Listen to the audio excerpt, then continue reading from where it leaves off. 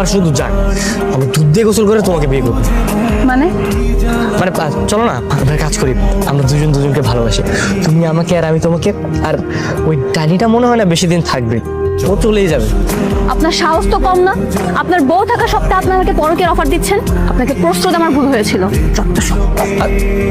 আরে আরে দাঁড়াও, আচ্ছা আমরা এদিকে যাচ্ছি কেন? ভাবি কি এদিকে আসে? ওই ওই দেখো তোমার ভাবি। ভাবি এত খারাপ? আপনার মতো একজন ভালো মানুষকে রেখে উনি অন্য একটা পরপুরুষের সাথে এইভাবে প্লে করছে। ছি ছি ভাবি, আপনি এতটা খারাপ? আপনার কাছ থেকে আমি এগুলো আশা করিনি। আপনারা কারা? এই হারামজাদা, আমরা কারা মানে? তুই আমার বউয়ের সাথে থেকে প্রেম করতেছিস, নষ্ট ফিষ্টি করতেছিস, তো আবার জিজ্ঞেস আমরা কারা? হ্যাঁ এই তুমি আমার ভালোবাসো না বলো? যাক চলো তো আমরা এদিকে চলে যাই, শুধু শুধু এদের কথা শুনে বিরক্ত হচ্ছি। ভাবি ভাবি, তুমি কি সত্যি সত্যি আমাকে বিয়ে করবে? মন থেকে বলছো তো? একদম মনের গভীর থেকে বলছি। পৃথিবীতে তোমার মতো আরেকটা মেয়ে পাওয়া যাবে না।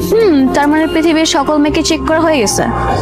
আসলে চেক করার কিছু নাই, তুমি যেরকম